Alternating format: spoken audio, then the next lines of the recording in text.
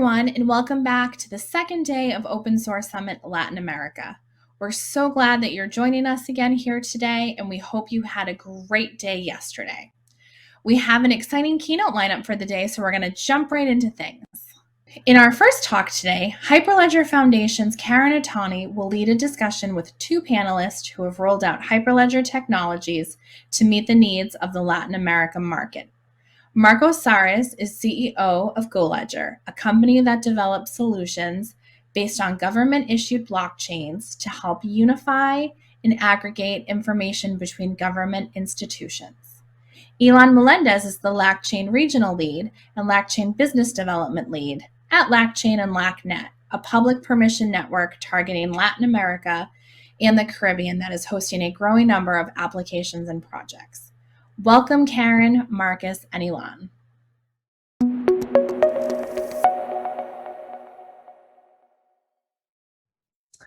Hi, everybody. Welcome to day 2 of Open Source Latin America Summit. We are so excited to be back with you here today. We hope you enjoyed all the fascinating content on day 1. I'm honored to start off day 2 here with this keynote panel with Marcos from GoLedger and Ilan from LACChain and IDB Lab. We have an interesting discussion here ahead for you. I'm Karen Ottoni. I'm a director of ecosystem at Hyperledger Foundation. Hyperledger is part of the Linux Foundation. We are an open source software project that builds technologies in the blockchain space for production grade use cases for enterprises, small businesses, governments, any organization to use for your use cases in a variety of industries and topics. We're a global organization with community members and corporate members in every region of the world, and we have a vibrant community here in Latin America that we're excited to bring 2 of our leading community members here with you today. So I'd like to invite Marcos and Ilan. Please introduce yourselves and give us a brief introduction to your work, your organization, and a little bit about yourself. All right, thank you so much for being with you. It's really a pleasure to present.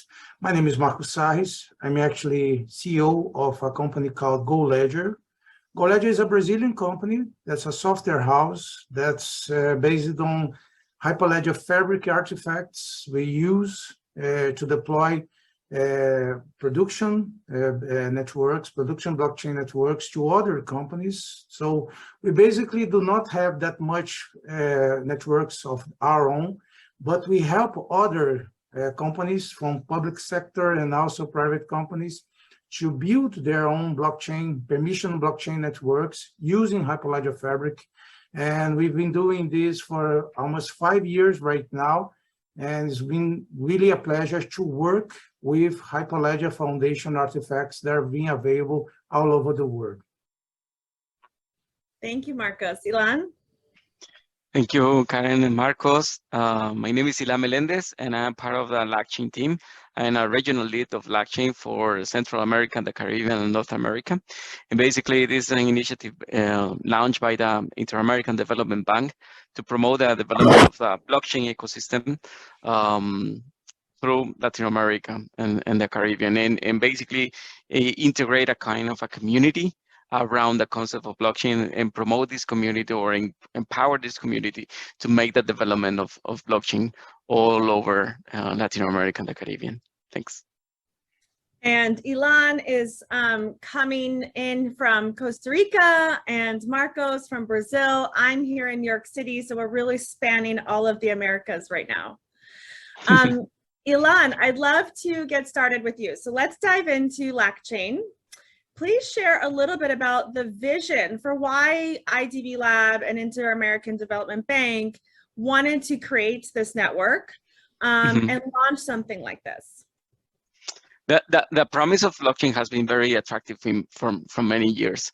And that's why from the innovation lab of the Inter-American Development Bank, we have been trying to explore how to deploy use cases of blockchain and take the most advantage of this technology. Through the process, we actually gather some learning lessons based on our experience implementing the solutions, and we realized some of the challenges that we were facing, but also the rest of the governments and private sector and public sectors might be also facing. And some of those cases were that regulation. So we have been like targeting to bring a solution that brings the technology closer to the regulations of all of our countries. And basically that's what we are promoting around this ecosystem, how to deploy your use cases in compliance with the regulation is the key factor that we are enabling here. And so how is this different than other networks, other blockchain networks that exist out there? Why is this maybe more specific to Latin America or more useful for Latin American companies wanting to build? It's very attractive when we are talking about adoption in different countries. In Latin America, as in some development regions, there are some, let's say, promises that we might take advantage of blockchain to close those gaps. We are seeing how we can improve the social, economic inclusion, gender inclusion, and some other educational inclusion and some other components of inclusion in our regions to close this gap. So we born as a network to promote the inclusion of all the citizens of Latin America and the Caribbean. However, we have been seeing this need worldwide in many other regions, and the protocol that we have developed in conjunction with Hyperledger team is a network that is in compliance with the regulation to promote the use cases in a very manageable way. We are basically not using a transaction fee for to write your transaction. We are basically using a subscription fee. For the testnet environment, there is no cost at all. For the mainnet, we have deployed a network, an entity, a legal entity to manage that network. And so that's one of those components. The legal entity behind the management of a mainnet is actually something that is bringing the technology to our legislation and actually reducing the risks from many players especially in corporate level. So we have been building this solution to be corporate grade and be in compliance with the regulation. So right now, if you want to deploy your use case, you don't have to estimate how much is going to be that token cost in next year or in 2 years or in 5 years. You should have a flat fee in that's it. And the other way is how we can bring neutrality to this network. And bringing neutrality is important to add neutral players in the validators layer, let's say. Mm-hmm. So all the transactions can be every node can rely on the neutrality and the transparency of each of our participants.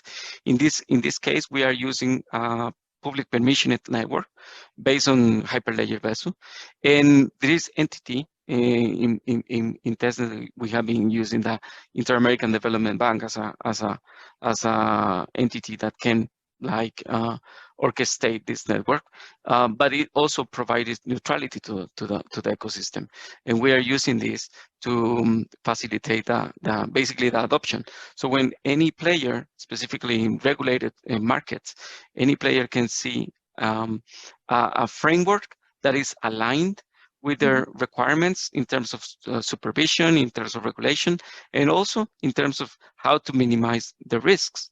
So that is actually very attractive to them, and we believe that's actually how we differentiate ourselves. Mm-hmm.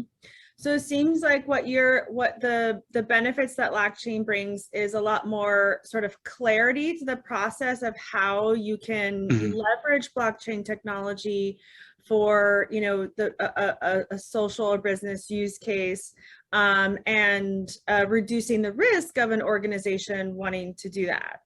Exactly, Right. exactly. It's a platform, it's a vehicle to bring to allow the organizations to take advantage of this technology, unleash all the power of it in the real world. Because there might be another specific component that probably a public network is probably more suitable, but in the real world, we believe that this is what organizations are looking for.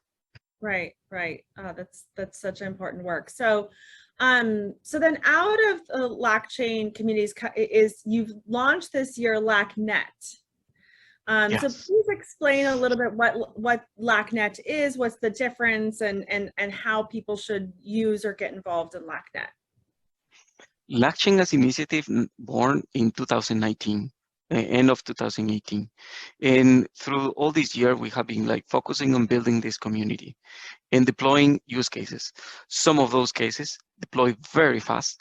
And when we realized they were out of in production environment while they were actually or using a testnet environment. So we had the let's say the willingness of the ecosystem to move one step forward and implement a mainnet. The challenge with the mainnet is how we are going to bring this neutrality or how we are going to expand the neutrality that we already have. And that's why we designed this NGO organization and nonprofit organization that is LACNet. It's born by LACNet born by agreement between Red Clara, which is an entity that groups more than 2,000 universities all over Latin America, providing highest speed internet connection and bandwidth. And also LACNet, which is an organization providing governance of IP addresses and domain name services to Latin America and the Caribbean. So these two organizations, in conjunction with the IDV, we build this organization that is LACNet. The purpose of LACNet is to bring neutrality to the network and basically the governance of chain of the network. And the governance of chain means who's going to be allowed to participate in this network, what are the use cases that we are going to allow to connect to this network, and what are the who's going to make sure that to provide a guarantee of the performance of this network to each of the participants. Because one of the things that we are seeing right now is, for example, in a public network, nobody is responsible for the performance of it. So if there is, for example, I don't know, a large volume of transactions happening at a specific time, we're going to see the roadblocks and the delays in the transactions. We cannot tolerate that in a corporate grade environment. We need to ensure that corporates are receiving the same quality that they are expecting. So this NGO, this nonprofit organization, is basically ensuring that governance of chain of the network and providing an additional layer of support. So we are providing support to organizations if they are facing any kind of issue or challenge. They have someone to contact with and try to ask for some help. So basically, this is LACNet, and it was launched back in February this year.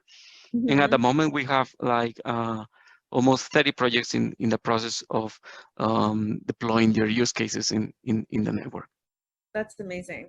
That's amazing. And I want to hear about some of those specific use cases that are in production in a few minutes. I want to jump over to Marcos so we can hear about Marcos's work at GoLedger.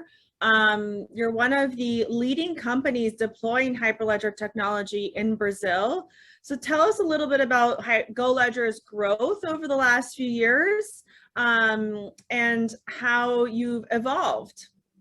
It's nice because when we began in 2017, basically nobody knew about blockchain technology. So basically especially if we are dealing with something other than crypto, because many people already had listened to cryptocurrency and stuff, but not permission blockchain, not Hyperledger Fabric.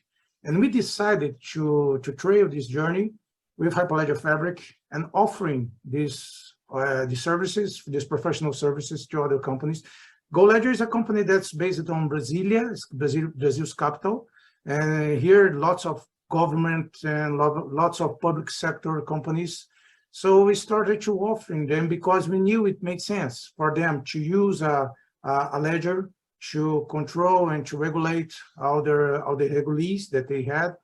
And one interesting, we do have several projects, but one of this, the first one, was when we visit the Brazilian Aviation Agency, ANAC, and we told them what we did, and what basically at the beginning they did not understand, but they did have one process to regulate, to register the aircraft logbooks. So flight steps and aircraft maintenance, and they are trying to do this in a digital way. And they were not succeeding because there are several, there was already a law, a regulation about this that was mandatory for all the integrators and all the airplane operators to have in their digital registering systems to have a certificate, so digital signing, and also immutable history, and also fail tolerance, and also backup. They did need a blockchain. They did not knew they need a blockchain. So when we were there and we offered that, all of a sudden there was this clap, and they understand that was possible for them to do all what was needed for them to regulate all this logbook, because the logbooks are really important for this process to happen.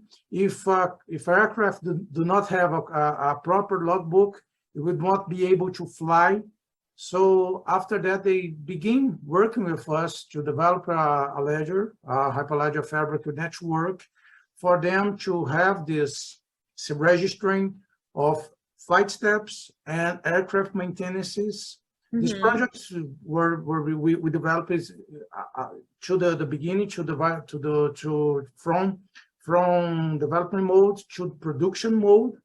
It was present after in the Blockchain Aviation Summit 2019 in Abu Dhabi. We were there present, not myself, but of course ANAC crew. So they could, all the technical team, business team were there, and was really a success to see how they could solve some projects, some problems using permission on blockchain technology, and going from the process to the production mode using this kind of technology. No, that's a really interesting example. You don't hear too much about aviation, but there's so many applications for blockchain technology in that industry, because there's so many different entities involved in that industry, right? In the supply chain networks of aviation. So I think that's also really fascinating. Is there another sort of production use case that you can share with us that you've worked on? Yeah, for sure. Right now we're developing several blockchain networks. For example, Petrobras, the biggest Brazilian company, and also Banco do Brasil, that's the biggest Brazilian bank. Eletrobras is a Brazilian electricity company. But I'd like to tackle about a production network in a private company that's called Ecotrace. Ecotrace is basically the branch of the traceability and registering for animal protein.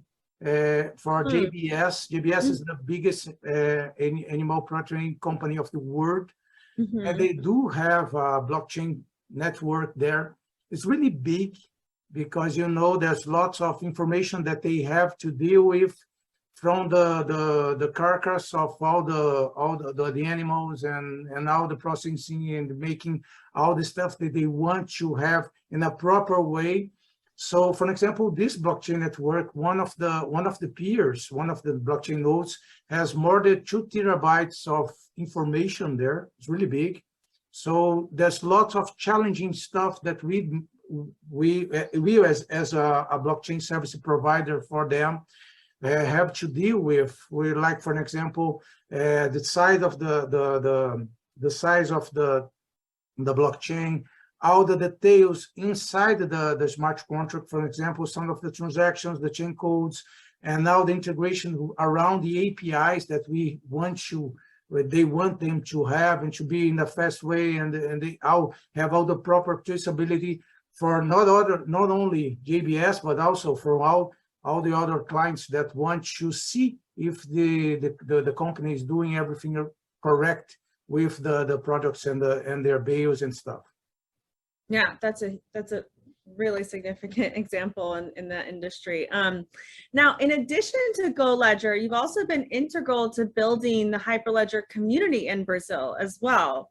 You're a vice chair of the regional chapter for Hyperledger in Brazil. Yeah, for anyone who's really wanting to learn more and get involved, you know, the Hyperledger Brazil chapter is a great way to connect. You can find it on our wiki or on our website. We also have a Latino America chapter as well that does a lot of good talks and events too. And I think last week, what was also really interesting is on the Brazil chapter meeting, we had someone from BNDES, Gladstone, which is kind of the Brazilian version of IADB. And they presented about the Rede Blockchain Brasil, RBB, which is modeled after LACChain. And is hoping to provide a similar public infrastructure network in Brazil. So there's a lot of great content coming out of both of these communities. Ilan, I'd love to come back to you and have you share one or two examples with us of some active projects that are in the LACChain community. Yeah, just recently, very challenging and inspirational use case has been developed like 2 weeks ago in Spain, and it was developed by the clearinghouse in Spain for the stock market, Everclear, and where we basically listed the first bond issued in blockchain, but also listed because the issue on blockchain has been is a very well known use case, but listed with the rest of the bonds, with the rest of the assets in the stock market. This was the first time in Spain. So this was done in compliance with, of course, it was led by the clearinghouse, but some other important banks in Spain were working with. Of course, the Inter-American Development Bank was also participating in it. And it has been very inspirational because it's kind of providing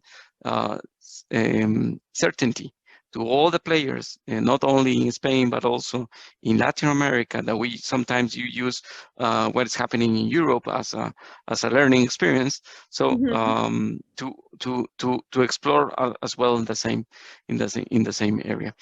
We have seen that in the past in Colombia, actually, with the first one issued by Da Vivienda in LACChain. There was basically issue in the Arenera, which is actually the sandbox that is existing in Colombia. However, this use case in Spain goes one step further into complexity, listing it. So it's actually very challenging and inspirational. We are seeing some use cases very similar delivered or deployed actually by regulators. We are seeing some use cases in Dominican Republic and also in Costa Rica, where regulators are using blockchain to provide transparency to the market. So in the case of the Dominican Republic, some of the participants are providing private information to the supervision and through the blockchain, so all the market can be in compliance with the supervision. And in terms of Costa Rica, we're seeing the same thing with some of the services that governments are providing, and some of the private providers are also delivering to citizens.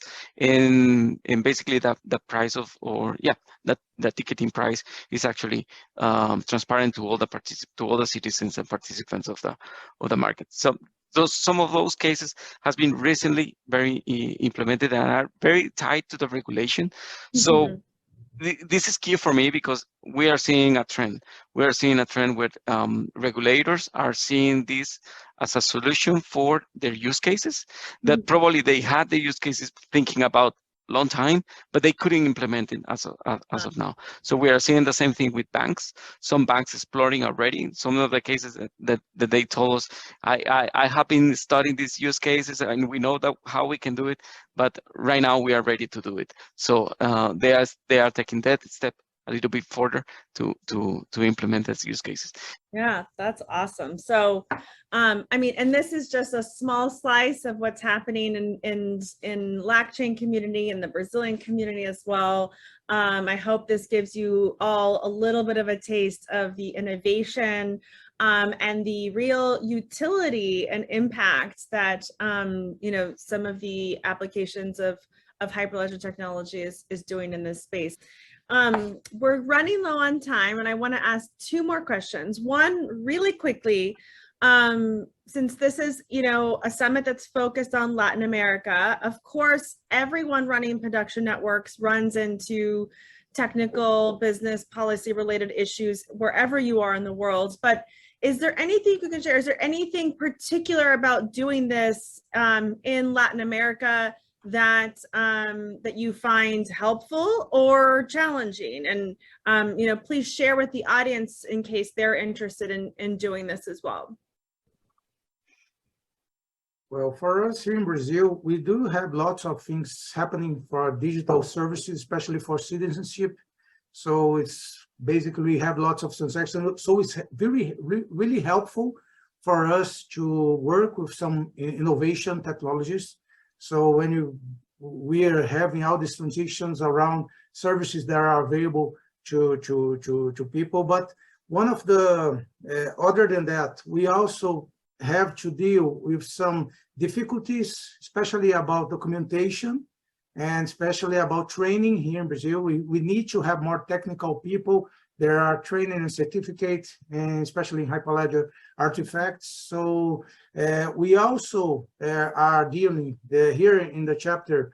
Renato Teixeira has the goal of translating several information and several internet pages, so it'd be available for the Brazilian communities as well. So there are some of the challenges that we deal with here in Latin America, and some are good, other not as much. Yeah. Yeah, in our case, the challenges are coming from different areas, and I would like to probably recommend that the center of everything is the orchestration entity behind of this network. How neutral, how impartial, how well recognized is this? If my use case is private, probably I could be my own entity, and that's fine because I'm private, right? But if I'm trying to reach a use case that goes a little bit further to a kind of public permission or public, it's very important to understand who is behind of the validation of those transactions. That's actually challenging because not everybody is willing to do that job for you. Okay, so that's one of the things. The other thing is how we can complement our existing protocols to face upcoming challenges. For example, quantum resistance, which is actually something a hot topic on the blockchain space at the moment. How we can provide this kind of maintenance, or how can we prepare ourselves for those upcoming challenges? We need somebody to be in the back end thinking about it and working on it. So that's why it's important to have this kind of entity. And the other challenge, as Marco just mentioned, is related with the education. Not only technically speaking is fine, is great, is going to implement, is going to facilitate innovation, but also educational of, let's say, business level, how our businesses can take advantage of this technology and implement use cases that are new line business for them, for example, or new revenue streams that they were not exploring, that they were not seeing. Because this technology obviously brings not only a new technology, but also brings the opportunity to explore new use cases. That might be an opportunity for the businesses as well. Yeah. So, we might have a lot of developers that are here at Open Source Summit wanting to understand how they could learn more or get involved in your communities or the work that you're doing. So please share a little bit of that, and then we'll sign off.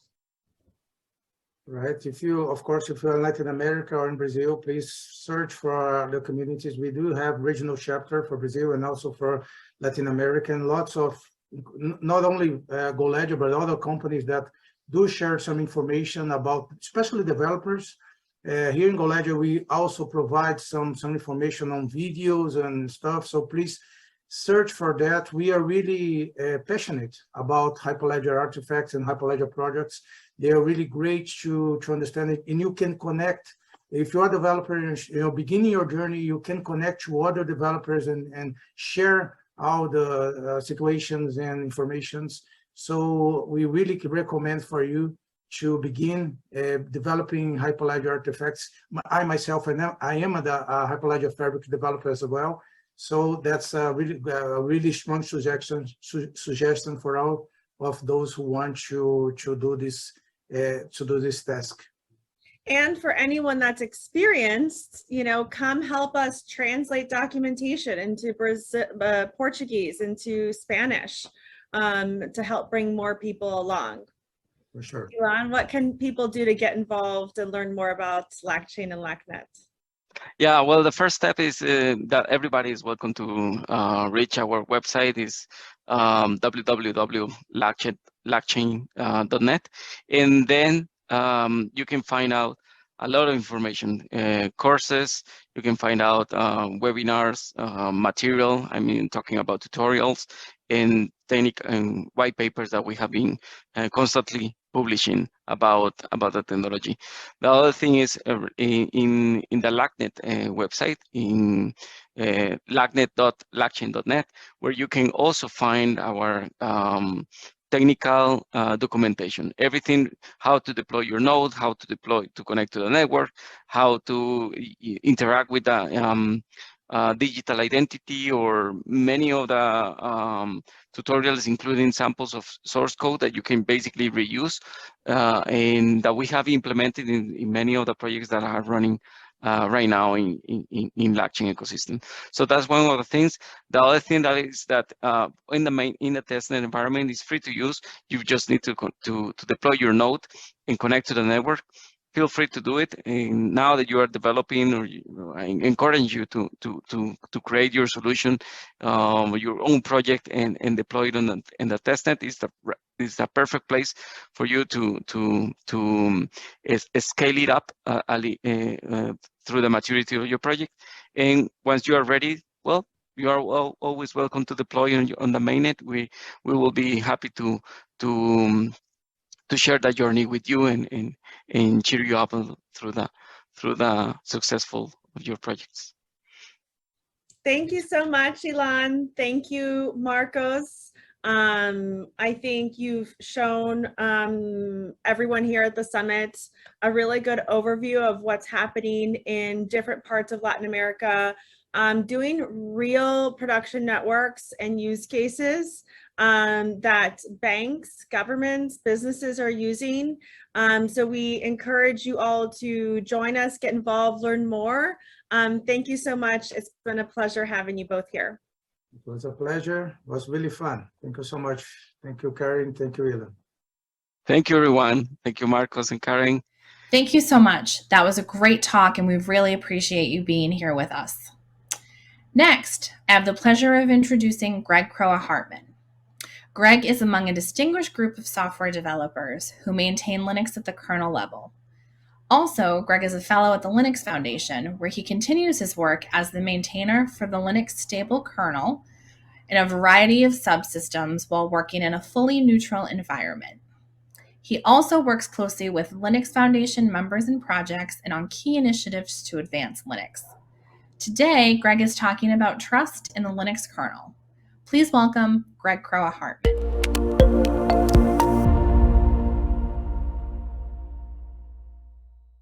Hi, I'm Greg. I'm a Linux kernel maintainer and fellow at the Linux Foundation, and I'm going to talk about trust in the Linux kernel. This is based on a talk that I gave at the Linux kernel mentor summit or series a few weeks ago. So it's a slimmed down version. If you want some more detail, you can go see the previous talk on the website. It's free for everybody to see. Anyway, let's go ahead.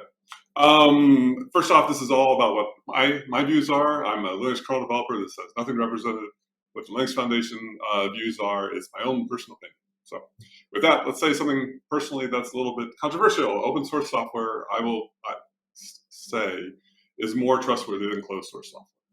And for one huge, huge reason, that it can be audited. It can be audited by anyone at any time. And closed source software can't. You can audit it, you can look what's there, but not everybody can always see the source code. You can see the binary code. People can figure out what's wrong with it. So it's not a virtue of that. But also the really good thing is you can fix it. And that's even more important. So closed source software, if you rely on it, you can't fix it, even if you find a problem. You're relying on somebody else to do the fixing. And so it's not very trustworthy for you. If you need this to work and you find a problem, you can't fix it. But also, one other interesting thing that people don't really realize that much, you can go back and fix it at any time, and oops, I lost the slide. Back in time, you can look back in history and see what was changed over time. Closed source software, you can't. A lot of times there's problems that happen in software, and you want to figure out who added it, what else did they add, and all these other auditing things that you'd like to know about. Closed source software, you can't do that at all. So this really came ahead as the University of Minnesota episode that happened a year or so ago, right when Corona started. And this was a really good instance of how not to do research on open source community. I've gone into this whole thing on there's big details on a talk. These slides are online. I gave a talk at Kernel Recipes Conference a few months ago. Go see that. But basically, university tried to send some patches. We're trying to do some research on us, and they failed horribly. But it brought to light the issue of people were worried all of a sudden of who is actually contributing to the kernel. And there's been some other articles published saying, oh, the US government relies on Linux, which of course it does. Most all governments in the US, in the world do. And they want to know who actually is contributing. And that's a very important thing. You should like to know who's contributing, and you can audit their work over time. But a few things came up about that stuff. Big thing is you can go back in time and you can see and audit the code base that you're looking at based on new information, like I mentioned before. And that's very, very important. So once we figured out that, hey, maybe there is some untrustworthy people, let's go figure out what else they did. And we can go back in time and fix all those problems. And we did that. And we went back and we audited all their body of work, found out that it was pretty much all wrong, and we ripped it out and fixed it for everybody. And if you couldn't do this, if you didn't able to track things over time in an open way. And that's another way that you can be able to trust this, that we create software in the open that's more trustworthy that way. There we go. So let's talk about trust. Trust is an interesting thing. Ideally, the license of the Linux kernel is an open source license, and then there is no trust implied or at all, but we'd like for you to use the kernel, so we want you to trust what we do. And that's an important thing. So one thing that came out of this was, and I've seen this said also elsewhere, is, oh, you need to verify everybody who contributes to the kernel. You need to figure out who they are, who they work for, and verify that they are who they say they are. And everybody's like, well, that's interesting, and then feels nice and comforting, like you do with a closed source company, but that's not really gonna do much. And I'm gonna go into detail about why. Here's the basic model I've given of the kernel, our development model for years and years and years. Developers contribute changes, send it off to a maintainer, reviews them, send it off to a subsystem maintainer that reviews them again. They do build testing, and I'll talk about the testing more. And then we merge them together every 2.5 months, and we merge them together every day, and we test and test and test and test and test. And there's a lot of people involved here. So last year, for 2021, we had almost 4,600 people were contributing to the kernel. That's a lot of people. It's the largest open source project out there by virtue of different people, and also it was from over 500 different companies. Just to try and track and audit and determine who is actually who they are is almost an impossible task. If you want to stop our development model, you try and impose some rule like that, but it doesn't even make too much sense. And then again, we have about 1,600 maintainers, 350 subsystem maintainers, and Linus and Andrew and LACNet merged together. Let's go into that some more. So this is our model. This is our huge number of people that we contribute. So at our size, you really can't do that type of verification, right? Even large companies can't verify that their actual employees are who they say they are all the time. There's a number of real proof of that as well. Again, so that isn't the issue. The issue isn't that who you are, I'll show you that even if you verify who you are, it's not going to give you any additional security to the code base. Because what really matters is that the code works properly, right? That the product that you're using, that the open source software that you're using is running properly. That's all you care about. You don't care about who wrote it. You don't care about what their motivation is, because everybody contributes to Linux in a selfish way. You just care that it works for you. So let's talk about that. So last year, again, almost 80,000 different commits happened. And these are the commits that were accepted. On average, we only accept about 1/3 of the commits that are given to us. So we did 2/3 more of that work out there. A lot of times it takes a number of times to contribute, to get a patch merged, but that's the number of commits. So an interesting thing we can do is we mark when we fix a bug, we mark that it's fixed. This is fixes, and it goes back and it says we fixed this old commit over there.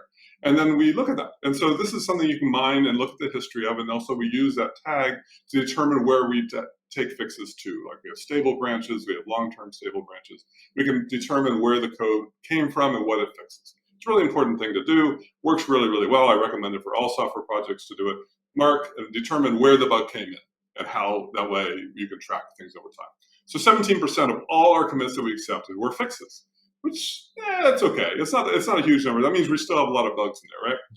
But then this is after they hit the subsystem tree. So sometimes this is way before they ever hit Linus's tree. Sometimes when they start getting the testing cycle, and I'll talk about the testing cycle, bugs happen or they were found, and that's good. So we find the fixes and we get them fixed before they get to a real tree and to you itself. And you can do this and look at this number. So 26% of all the fixes, 26% of the 17% were made before they even hit a released kernel. So that's good. So we're finding bugs in our testing process, which is very, very important. We want to find bugs. We want to find them before they hit anybody to cause problems. So again, 12% of all the commits were fixes for problems in older releases. If you do the math, that's what they come out to be. And so we backport those to stable kernels. And so let's talk about who's doing this work. So we give a report every year. I didn't give it this past year, or 2 years, I think, of who's doing the work. So these are the top developers. The percentage is the percentage of the overall commits for that year. So even the largest contributor, Christoph, only contributed 1.2%. Number 2, Lee Jones, only contributed 1% overall. And a number of these people on here, I'll call out Lee, Colin, Arndt, Garrett, and a few others, are doing janitorial work. They're going and sweeping the tree, and they're cleaning up fixes. They're finding problems based on build warnings, based on spelling mistakes, with other real problems that are in the tree, janitorial stuff, and fixing them up and getting them merged. And that's a really, really important thing. If your code base doesn't accept basic janitorial cleanup, it's going to die over time. You need to do that to keep your code base alive, based on new compilers, based on new warnings, based on new information just that's out there. This is the developers. So some of our top developers by quantity are doing the real work that way, and that's great. And so let's look at the fixes. So we mark a commit as a fix. So these are people that are actually doing fixes for other things. So Dan Carpenter has his own static analysis tool. It's an amazing tool. It's all open source. He got 340 fixes into the tree based on rules and problems that he's found. He finds a rule, he patches the fixes that rule everywhere in the tree, and then it can't come back. It's a really important thing. Arndt has been fixing up a lot of stuff for compiler warnings and other issues with new versions of the compiler, GCC and Clang. Colin's just going through and fixing lots of problems. And all these other people are fixing bugs that are coming out. Johan fixed out a whole bunch of really, really old bugs that we found, but just by virtue of testing on some good new hardware. Eric does a lot of good fixes in the networking subsystem. Again, these are people doing the fixing. So these are our core, these are really important developers. Between the previous slide, like this slide, these are really, really, really good important people. So let's look at who wrote the bugs, or wrote the original commits for the people that fixed them. And I've been asked not to show that. I will admit, I think my name is on the top 10 or 20, because it turns out that just by the sheer quantity of contributions, your most prolific developers are also the people that write the most bugs. Percentage-wise, it's just going to happen.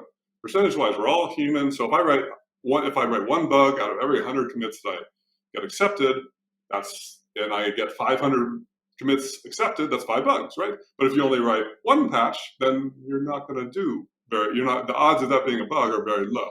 So it turns out that the most prolific developers are going to write the most bugs.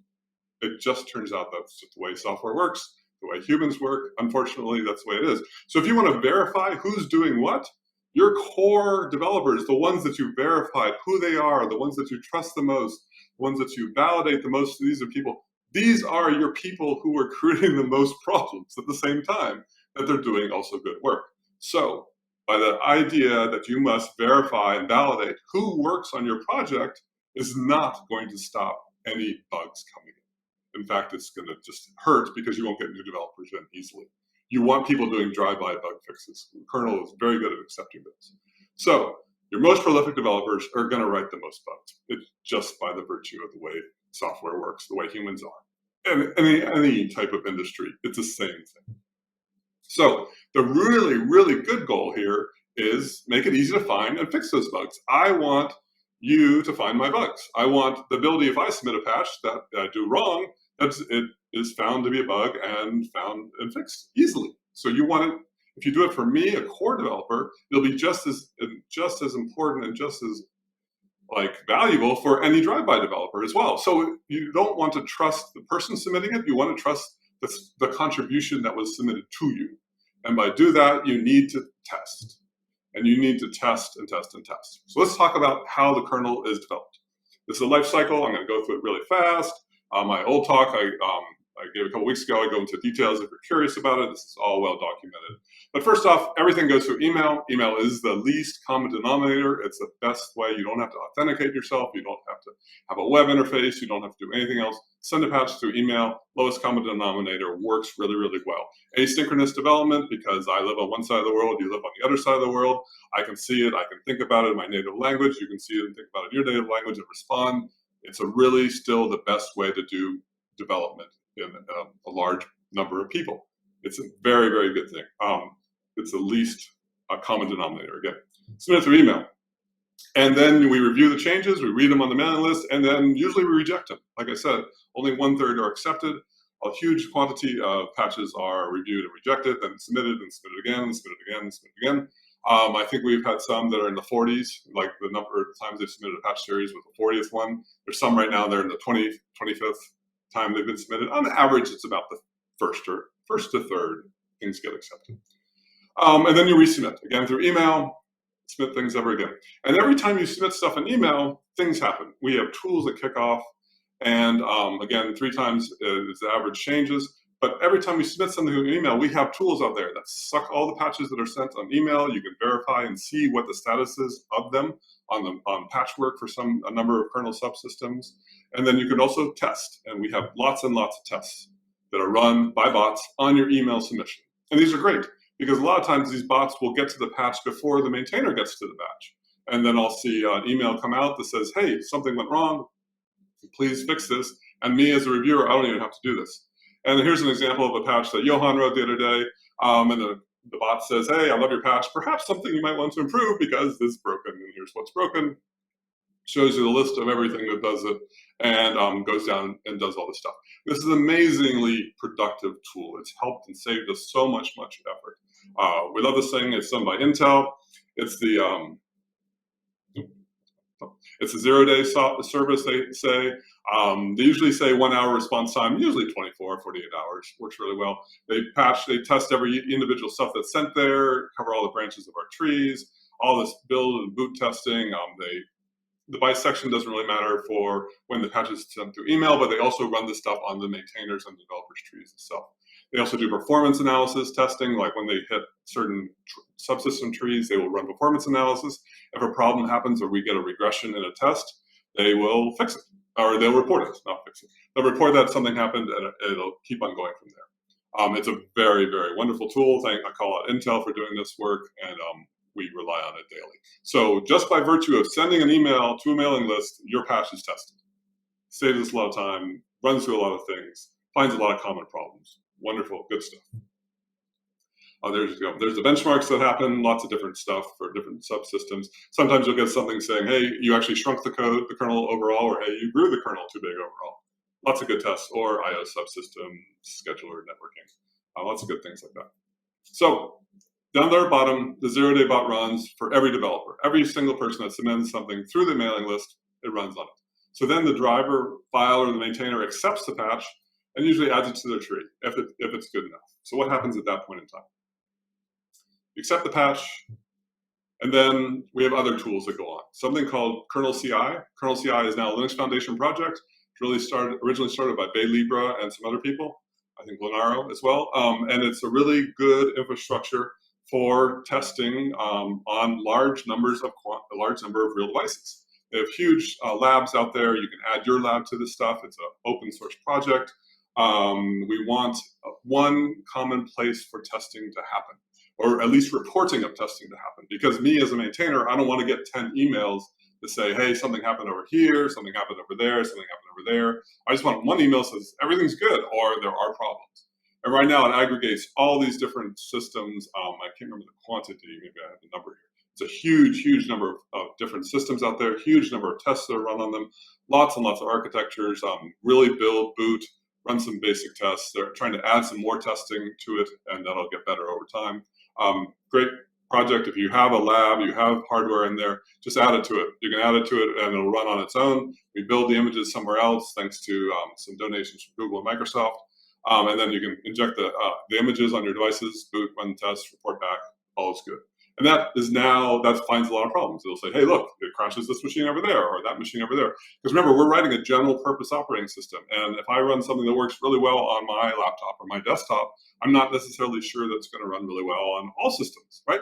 So by virtue of, you need sometimes the real hardware out there to test and run these things to see how they interact, especially with embedded devices. You have lots of different device tree interactions, lots of different ways that devices are subsystems and types of resources are hooked up together, like clocks and regulators and PHYs and all those fun things. And if we mess with how those core things are interacting, which we've been doing a lot lately to try and get some better battery management and other issues resolved, then we need to see them tested on a huge wide range of devices in order to verify that this is really the correct test.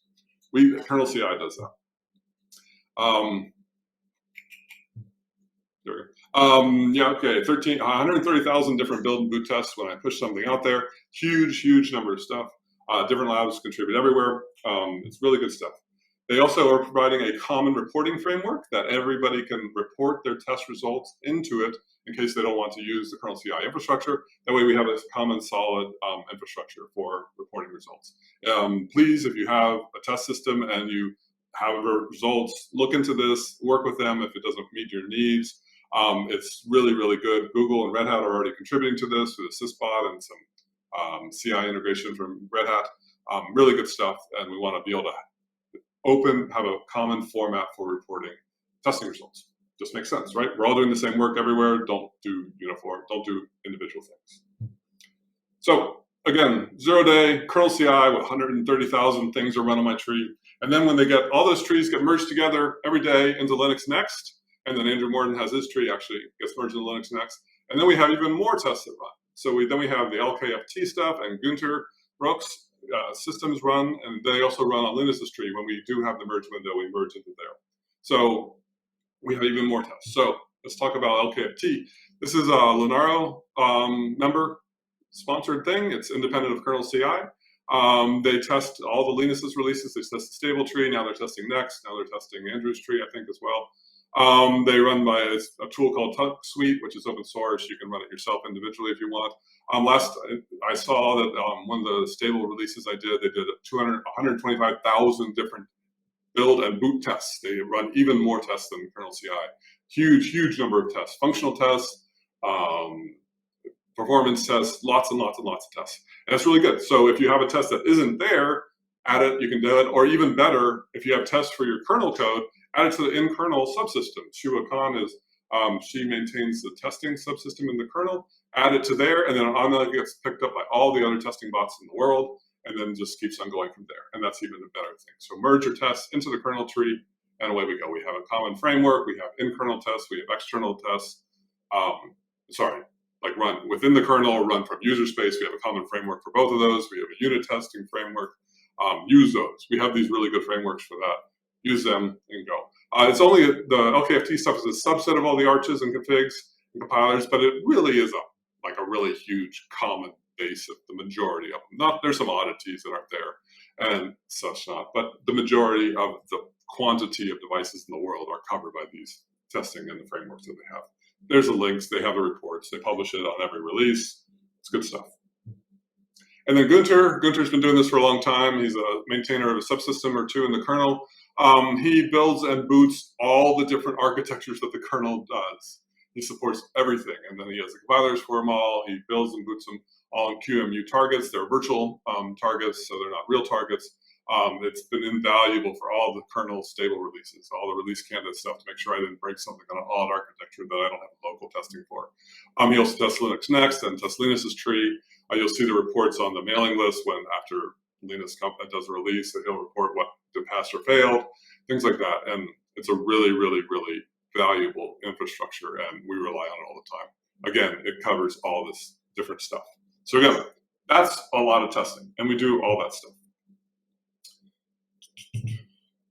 Lost my link. Okay, so again, 0 day for all developers. That's the 5,000 people. Then we have 0 day kernel CI. So then we have like hundreds of thousands, and then when they get merged together, we have even more hundreds of thousands of tests to run every single day, 24 hours a day, 7 days a week. And that's how you verify that things work. You add more tests, you verify that things work, so that when I submit a bug, or I submit something and it happens to be buggy, that's how we're finding 20% of those bugs in my subsystem tree are bugs by virtue of that testing finding. And then we usually go and add a test so we make sure we don't do it again, and goes on and on and on for that. So it's just the way things work. If you look, infamously, Linus's release of Release Candidate 1 this past weekend caused a bug that 0 day and 0 day didn't find, but other testing by the Sysbot and Gunter's tests found, because it was just running on a different architecture, happened to run a specific vendor's cloud infrastructure that was causing the problems. We traced down the real root of the cause, fixed it up, and everybody away they went. But those weren't found earlier because those infrastructures weren't run on the subsystems trees. This is the way things go. We catch it, we move on, everybody's happy. So even more testing happens when I do a stable release. So remember, when I do a stable release, the patches have to be in Linus's tree first. So all that testing that happened to get into Linus's tree already happened on this commit. Then it gets added to the stable tree, and then even more testing happens. So again, kernel CI, LKFT, Gunter, Shua kicks off our stuff. The Android infrastructure kicks off all their stuff, building, booting, huge virtual machines, Android in the cloud, lots of other stuff on real devices. Huawei does a lot of testing on their infrastructure and reports some stuff. NVIDIA does a lot of good testing. Debian, Fedora, and many, many, many others. Lots of companies just report things privately to me saying, hey, this succeeded, or hey, it didn't succeed. Or they'll report like once a month saying, hey, we merged all these into our device trees and they worked great. Or hey, found a problem over here. And that's great. If you want to do it privately and report back, I have no problem with that. If you want to do it publicly, I'd even love it even more. All these people that report publicly, I wait for this testing to happen and the results to come back before I do a real release. And you'll see in the release notes for those releases, here's all the people that tested them and links to the mailing list and look to everybody's responses. So you can verify that these people did test them under their use cases and things work properly for them. So that should give you a little bit of validation and verification that all this testing happened, who did the testing, what they tested, and that it works together as a unified whole. So when you try and run a stable kernel, you should know that it's tested even more than everything else, which is great. But it's tested as a unified whole, like I said, not as if you want to pick out individual pieces and put it into your device tree. Never do that. You're going to miss problems. You're going to cause problems. Take the whole unified whole, merge it into your tree, and away you go. Look, Android's been doing this for a couple of years now. Other devices have been doing this for a number of years. It solves problems before you even realize it. It's really, really good. Do that. So this is our testing infrastructure. So our mantra is trust, but verify, right? We trust everybody that you're submitting a patch in the best, that you are doing the right thing, but we're going to verify that is correct. We're going to run through all this testing infrastructure. We're going to see if everything works well and all is good. The University of Minnesota stuff, when they submitted that stuff, they were submitting bug fixes that were incorrect for devices, physical devices that nobody had anymore. Famously, the Sega Dreamcast CD-ROM player at device init or at module init time, if an error happened, they would leak memory. That was the error that they caused, right? Nobody has these stuff. So our testing infrastructure didn't catch them. Maybe it didn't catch them because it's not a real issue, and also maybe because nobody uses that stuff. So we try and test and verify as best as we can, but we try, so when there are bad actors like that incident that happened, it didn't really hurt anything because they were running and modifying things that nobody else even used. So that's just the way that happened. Here's my link. There we go. Trust but test. Again, we trust you, but we're going to test it. And then the biggest thing, and I've said this before in talks, but I've never written it down, so it's good to have it here. Everybody makes mistakes. Like I said, our core developers write the most bugs, right? And when I see patches sent to me by core developers that I trust and worked with for decades, I accept their stuff. I take it and away they go, because I don't trust that they got it right. Usually they always do, but I trust that they're going to be there when they get it wrong and fix it, because everybody gets it wrong. And that's the best model that you can have. So if you're entering into the kernel development community or any developer community, you need to gain that trust. You need to gain the trust that you will be there to fix the problems that you create, because everybody creates problems. Even when you're trying to fix a problem, sometimes you create it. We're just human. So you need to you need to have the trust by the community that you will fix it when you get it wrong. And that's the development model. So if you look at, there's a really good talk at the Kernel Recipes conference a number of months ago from LACChain about the eBPF subsystem. He talked about how he got involved with kernel development, what he did to earn the trust of the developers of the core networking subsystem in order to be able to create something so big, and how he did over time. Great idea, or great talk, and go see how they do that, how he had to gain our trust in order for us to be able to trust him to do something so big. That's the same way with any submission that you do. If it's a one-off little tiny bug fix that's kind of obvious, sure, we'll take it and go on. If you disappear, it's not going to cause us any problems. But if you're adding new subsystems, new big drivers, new changes to the core of the kernel, we want to make sure you're going to be there and stick around to fix the problems that will happen eventually when based on that stuff. That's just the way kernel development works. That's the way humans work, and you want that. You want those type of interactions to work properly. That's our trust model. That's the Linux trust model, and that's the development trust model for many, many open source communities and internal to companies' communities. You have the same trust model. There it is written down finally. And that's it. Thank you very much. I hope you enjoyed the talk. It's all the slides are online. It's some of those points are expanded and larger in previous talks. I said the mentor series talks and the old kernel recipes talk if you're curious about what happened with the University of Minnesota. Thank you very much. Thank you so much, Greg. That was a great talk. You also really got us with that list. We thought we were going to see something. Turns out it was all redacted. Thank you so much. Next, I'd like to introduce Kate Stewart. Kate is Vice President of Dependable Embedded Systems at the Linux Foundation. She's responsible for the Automated Compliance Tooling Program and projects including SPDX, Turn, Open Source Review Toolkit, and Fossology. Kate was one of the founders of SPDX and is currently the specification lead. Since joining the Linux Foundation, she has also launched Real-Time Linux and Zephyr project. Today, Kate's going to be talking about applying open source best practices to IoT. Please welcome Kate Stewart.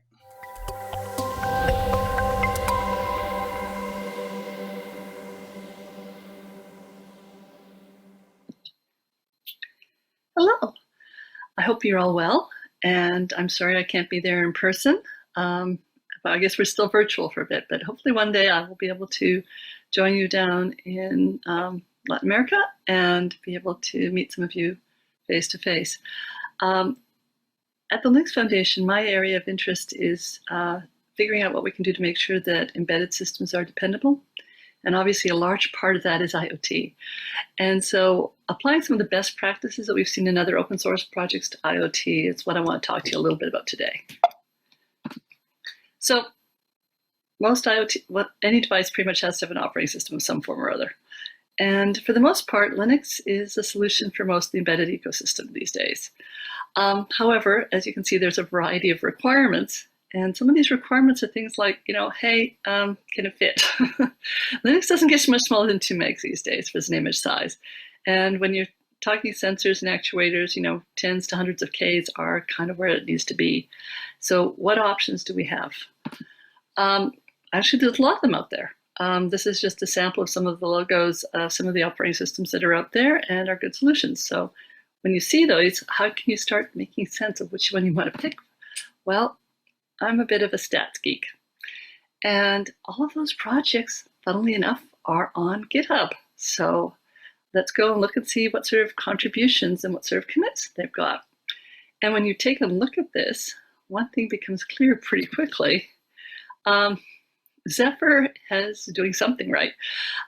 We've got more contributors per month, more commits per month, and more total than any of the other projects out there. So how did this come about? Is I think the question.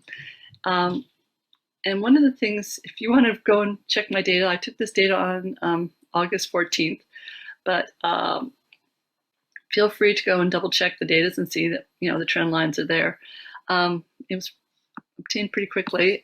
Just look at the Zephyr project, and then there you can sort of see the number of contributors, the number of commits, and then if you use the insights, Pulse Monthly, and you set the multi, you'll see that there's, here's the number of contributors and here's how many commits happen.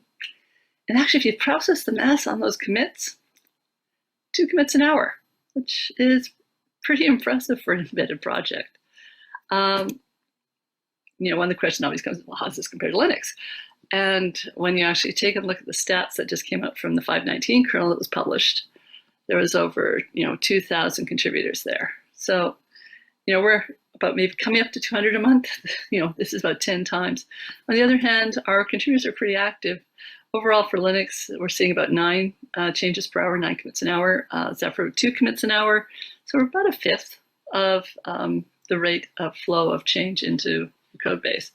But still, that's fairly impressive when you compare it to the rest that are out there.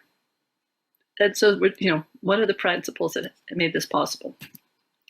Well, both projects, 31 years ago, the landscape for Linux looked a lot like the landscape for the embedded RTOS space right now. There was a lot of, there's a variety of Unixes out there. There was a lot of commercial distributions of those Unixes. And figuring out how you can set up an environment to be effective was a challenge. There was a lot of lessons learned as Linux developed, and we're here to sort of profit from the best practices that they came up with.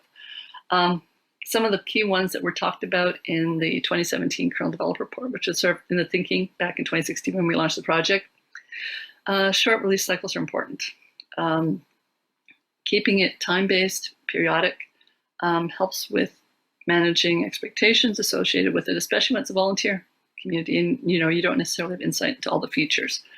You need to have some sort of hierarchy and scalability to get to scale and to get to that volume, because one person can only handle so many reviews, at a point in time. And having people that are trusted to handle areas of their own interest helps accelerate the rate of change that's possible. Tools matter. Kernels, you need a consensus. You want your developers to have some degree of consensus. And then the kernel had a very strong no regression rule on the APIs. And so keeping that type of, you must keep working, you must keep active is important. Another factor that isn't as always visible is, corporate participation in the process is crucial. Someone has to pay for the infrastructure.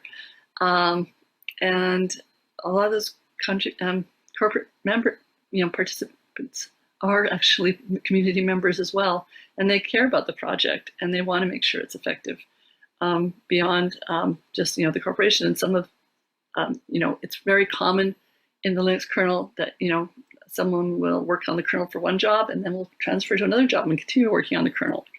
So having the ability to change jobs and still continue working in the code base and with the community you like is an important factor. And obviously, there should be no internal boundaries. You should be able to contribute code anywhere in the kernel. And these were some of the lessons we sort of looked at. So this is a sort of a summary of the ones that we sort of took in mind. The vendor neutrality is really important. communities move faster. You could see from those earlier stats that the fastest moving projects with the most contributors were the community ones by far. But you want companies participating. You just don't want them dominating all of everything. You want to make it easy for developers to upstream their work. You want to have things public, code reviews are public, and you want to be able to have a way that you can build consensus through governance, so that if two people disagree, there's a way of resolving it and figuring out what the best technical solution is going to be. No internal boundaries. The Linux kernel, Linus basically created Git so that you can have the scale of the Linux kernel, and that has spawned so many more industries and so many more other things. And Git is being used with Zephyr as well as a lot of open source projects today. Predictable release cycles, fixed merge windows, having stable LTSs. These were all things that evolved out of the kernel, and we took inspiration from. And the other key thing to remember, though, is when developers get frustrated, they're really good at coming up with creative solutions that make things better. And letting them have the space to do that is what's going to make a project successful. So the vision when Zephyr started was we were aiming to have a best-in-class RTOS for the connected resource-constrained devices. So size mattered to us, very much so. And we wanted to be able to have to be secure and safe. We needed to make sure we could have the right level of security policies and minimize the vulnerabilities, as well as having ways of communicating in a secure fashion. And then we wanted to make sure we could go after safety certification, because a lot of these places we're going to use this type of software, there may be a safety case that has to be made. So some of the developers, the directions have been changed over the years with Zephyr.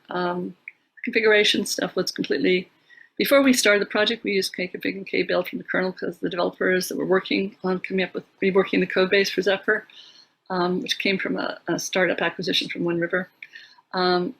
It was, they were familiar with it, they wanted to use it in that way. But there was a nano and a microkernel when it started, and they decided they wanted to unify the kernel, which was a rather large change in the early days. We were using Jira and Garrett initially, and they wanted to be on GitHub and using issues. All good, and pull requests there. And then, in 2018, they wanted to go from the kbuild infrastructure to using CMake, because that's where they felt most comfortable. So these were things where the developers really influenced the decisions behind Zephyr, and they continue to influence the decisions to this day. The APIs are, there's a group that works and focuses on consolidating the API, working and refining the APIs over time. We're retaining the modularization. The device tree information is key, and there's evolving. And our processes are evolving in the project. The LTS and the release processes, we've got something that's recently working well, but if we find factors, we may change it and evolve it further. It'll be incremental, though. I think we've got a reasonable starting point right now for us, and it seems to be working. So going through those lessons, there is vendor neutral decision making. There's multiple companies. There's people from the community who don't associate with companies, but who are just contributing to the projects they like it. Both are there. The processes are documented, so you can find out how to contribute. Everything is public on the code, and so you can look at all the issues and the pull requests and see the discussion, participate in the discussion. The TSC will vote if there's an issue on features. If there's easy consensus, then it gets discussed at the TSC, and the TSC also agrees that yes, a release is ready to be put out. There's a hierarchy of maintainers, so you can sort of talk to someone who's really expert in your area if you're trying to put changes or improvements in. And if you're interested in becoming a maintainer, there's a path for doing that as well. So there's no internal boundaries. People can contribute. The version control is distributed. There's all these forks out there, and there's all these people contributing back pull requests from it. So the infrastructure is working fairly well for us at this point. And then there's a whole testing infrastructure that you don't see right up front that actually is running on every pull request, and that keeps us with the quality that we're looking for to establish. And then we have the LTS, and we've gone through a full cycle with the LTS1, and we're on an LTS2 right now, and it's being actively maintained. So talking a bit more about Zephyr, it started off with 3 architectures: the ARM Cortex-M, the x86, and the ARC processors. And over time, you can see all of these other architecture families are supported. So if you've got a board that has one of these cores, it's a good chance it may be supported right now. The architecture stack is fairly complex and thorough. On the other hand, it's very, very modular and configurable. So you only need to include into your images what you need. But on the other hand, when you want to include something, it's already there for the most part. You do not need to go find a random library on the internet and try to bolt it together with your code, with your kernel code, and then your application code to try to make it work. There's a lot of stuff there. So you've got a pretty good starting point for a lot of innovation and development. And as you can see, there's a fair amount of communication stacks are there from the Wi-Fi, the Bluetooth, and Thread and so forth. So if there's things that are missing that you want, you're welcome to add them. Like certainly in the last few years, Canvas was added, for instance. So it's an open framework, and contributions are definitely welcome if there's things there that you want to depend on that are not there today. Now, we keep things going by code, this diagram of the code repositories, where we have the development tree, and that's where all the DCO and the commits go, and everything moves quickly, and we come up with our releases periodic, every so often with a certain cadence.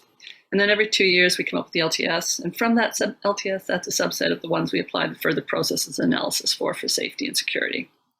So we've got this type of flow, and it seems to be working for us. But if we come up with better ideas, it'll be adapted over time. The LTS is it's for products. So if you're not depending on the cutting-edge bleeding features, highly recommend you work with the LTS. We keep up to date with the security fixes. It is compatible with new hardware, and it has had an extensive testing cycle associated with it and the support as well. But like I say, it's not feature-based. We'll put out fixes when when there's a critical mass of them, and it's not cutting edge. And we've been doing it now. We've had a variety of LTS updates for the first LTS, and you can count on us, the community, being there to support it for the next 2 years when an LTS is out. And that auditable subset is, if you're interested in security and safety, there's a lot more discussions that can be had on that subject, but I don't have time to go into it now. So what about security? Well, best practices. Same time that Zephyr was coming out, there was a best practices badge. So we started looking at it as a way of figuring out best practices. And they just have one level, the passing level. So over that first year, we worked to get ourselves to that passing. And then they added silver and gold. And so we've been working ourselves up to those levels. And in 2019, we made it up to gold. And we were one of a handful at the time. Right now, there's only about still 12, I think, of there actually got the gold level. A lot, they're really close, but there's almost 5,000 projects in there. And if someone's interested in becoming a best project, I'd encourage you putting your project in there and then following the security best practices and working up your levels there too. You can do it gradually like we did. And it gives you a good foundation for a lot of things to do and to document and things to think about that you might not think about from a project perspective initially. And part of that process, it gave us a framework, as I said, but it also lets us create some onboarding material for our new security team members, and we are public, so hopefully it'll build trust in people using the project.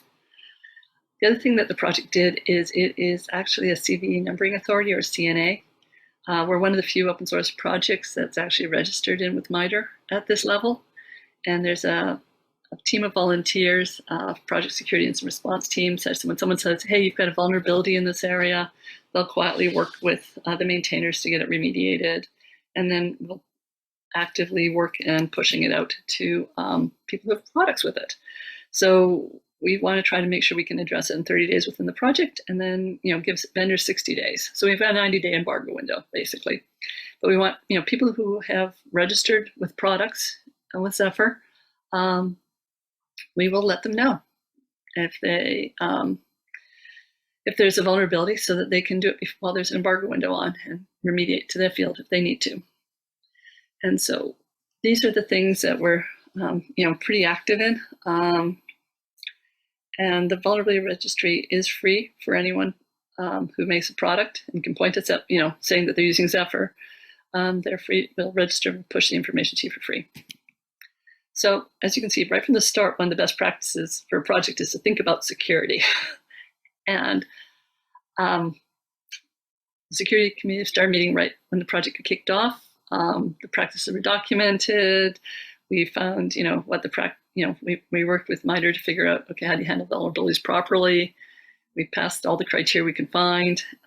We're interested in more. If people think we're not doing something, let us know. And we've been using automation all the way through to keep regressions down to a minimum. And vulnerability management is something that we're consciously considering. And we improved the processes, which you just saw. And then last year, we actually added SBOM generation. So this is so that you can actually, whenever you do a build, you can get software bill of materials of exactly which files made it into that build. And knowing exactly which files made it into the build is going to let you know, especially in the resource-constrained space, whether you have to deal with the vulnerability or not. If someone says there's a vulnerability in this release, okay, fine, but which files in that release? And if you can tell whether those files are affected or not, you can tell whether or not you have to do more work and remediate, or no, we're fine, we're clear, it's not exploitable. So this type of information and this type of thought is working on becoming best practices. And Zephyr is trying to, show it out and show the way here. So the results of it, there's over 350 boards in the repo. If you've got a board that you like working on, there's a good chance it'll already be there, or something pretty close will be there. And if something pretty close will be there, we welcome you adding your port in and helping others as well. And there's over 4,100 forks there. So over 4,000 people have got it cloned and are working with it. And then one of the ones that I found that was kind of fun is the Polymer Core, the Caninos Locus project, is actually has a port based on Zephyr. And so that one has been worked on out of the University of Sao Paulo. And so I encourage you to go check it out. And if you find other projects that have using Zephyr, I encourage you to reach out to me and let me know about them on the Twitter or on email, or on on various channels, because we're always interested in learning about new projects and products that are based on Zephyr. And we know some of them, but because it's all open source and with the licensing terms, you don't need to tell us. But when we learn about it, we want to make sure it's visible to other people. So things from hearing aids to watches, on the wearable side, to wind turbines are using Zephyr inside. We know that the barcode reader gloves and the industrial smart shoes, all of these are things that are running Zephyr today, as well as various trackers like the tags for movie, the ear tags for wildlife, and then the tag, effectively the box that gets welded on the side of a garbage dump truck to make sure it's not tipping in an area that it shouldn't. These are all applications we know that are using Zephyr out in the field today. So just to wrap it up, Zephyrs and RTOS, we are trying to follow best practices in this project. It's designed to fit where Linux doesn't.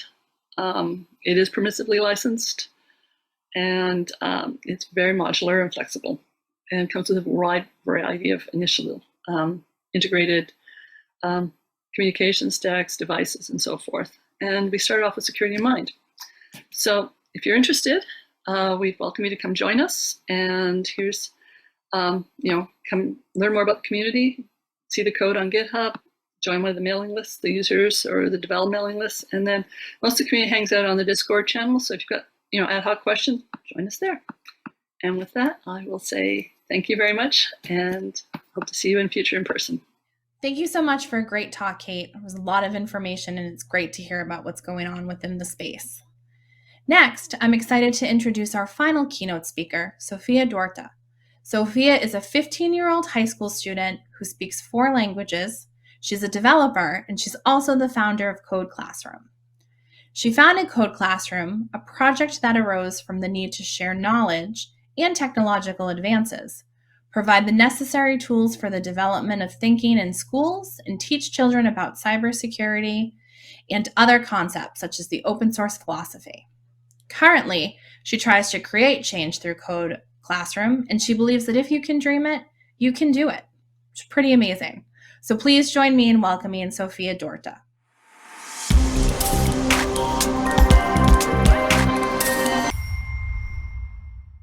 Hola, muy buenos días. Muchas gracias por permitirme participar de este evento tan especial. Es un honor poder estar aquí junto a tantos desarrolladores de Latinoamérica.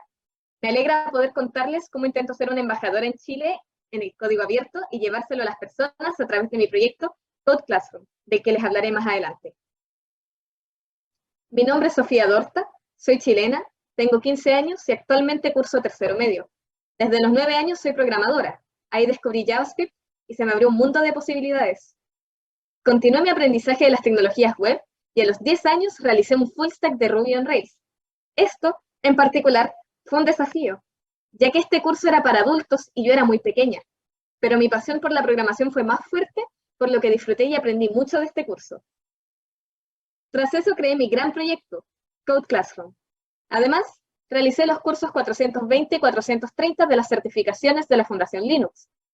También he asistido a la Pontificia Universidad Católica de Chile a los cursos Programación Avanzada, Sistemas Operativos y Redes, Tecnologías y Aplicaciones WW y actualmente Inteligencia Artificial.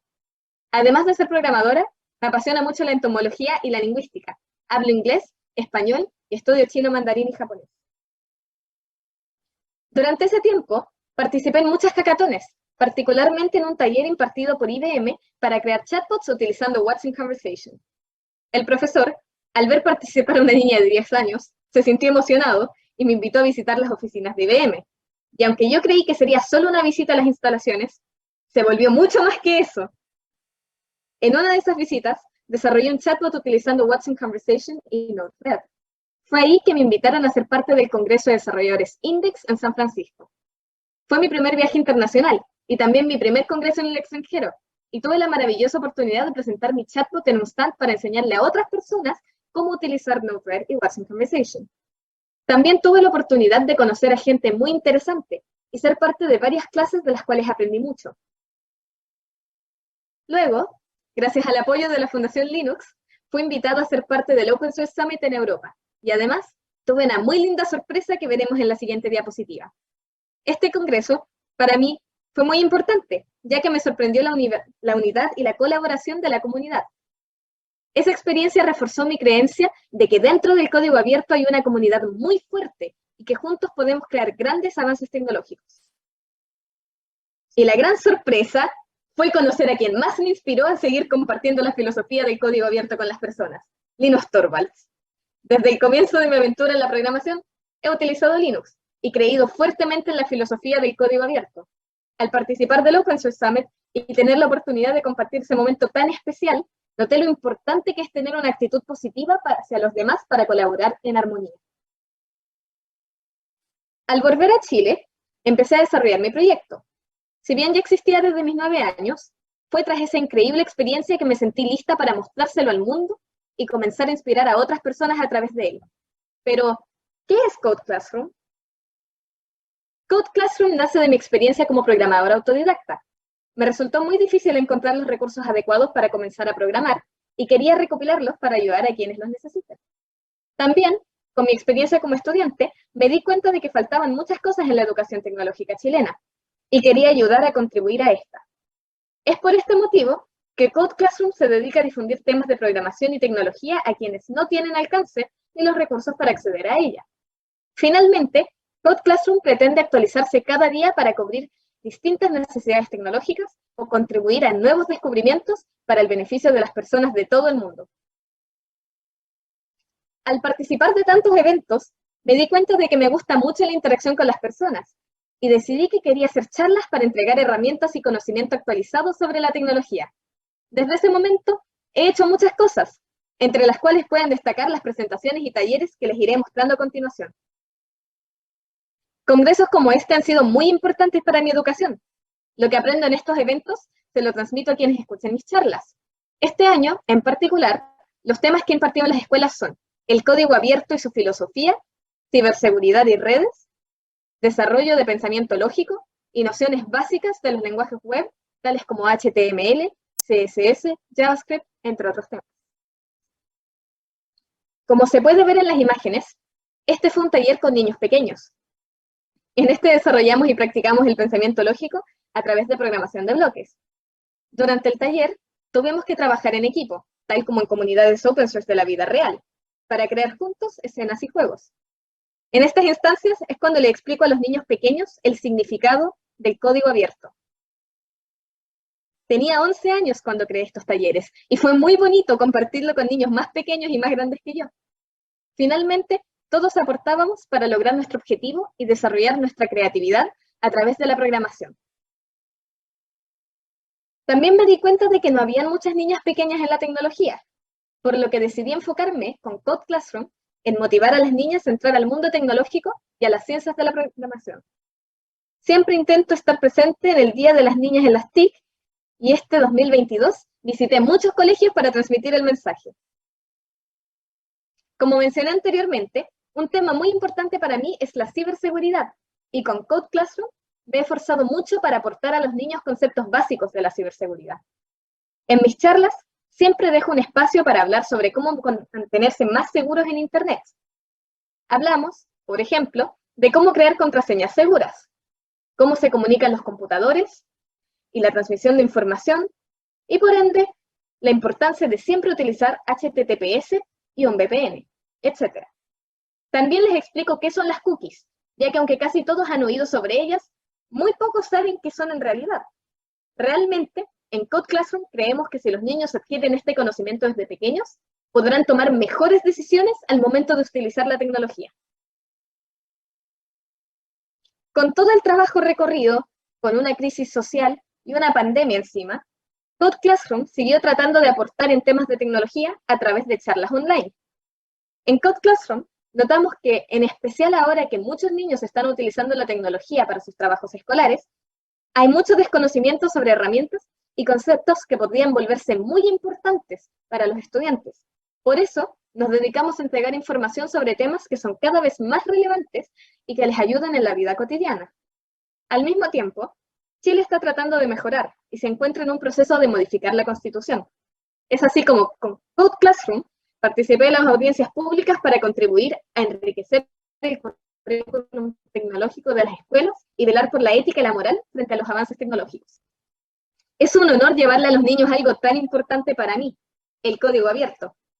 Últimamente, nuestra gran misión se ha vuelto a mostrar a los estudiantes alternativas gratuitas y libres al software al que están acostumbrados.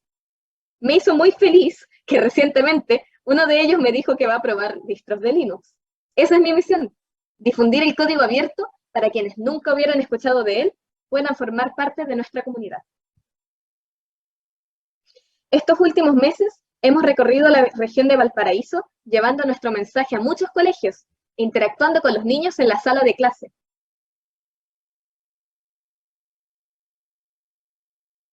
Pero, ¿por qué es tan importante este trabajo? Primero, porque muchas personas no tienen los recursos para acceder a software propietario y se benefician del software de código libre.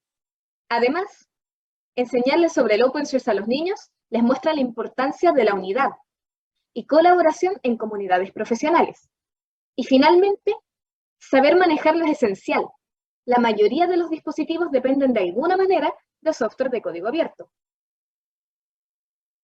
Me gustaría expresar mi especial agradecimiento a la Fundación Linux por ayudarme y apoyarme tanto durante este tiempo. Y estoy utilizando este conocimiento para llevárselo a las personas de todas partes del mundo. Muchas gracias a mi mamá por apoyarme, estar siempre acompañándome y conteniéndome en cada uno de mis proyectos. Y a todos los que nos acompañaron durante el proceso de formación, aportándome conocimiento y recursos para llevar mi mensaje a todo el mundo. Muchas gracias por escucharme. Como en la foto, seguiré transmitiendo la filosofía del código abierto y enseñando sobre ciberseguridad, ética y valores en el uso de la tecnología y sus avances. Si puedes soñarlo, puedes hacerlo. Thank you, Sophia, for sharing your story and inspiring the next generation and helping kids become more involved in open source. We need more of you around. Thank you so much. With that, I want to thank everyone who joined us, all of our keynote speakers and all of our attendees and sponsors. You've made this a great couple of days. We hope you've enjoyed the keynotes, and we encourage you to come back after you get another snack and take part in our breakout sessions beginning at 10:45 a.m. Eastern. Enjoy the remainder of the conference. Have a great day, and we hope to see you at another event soon.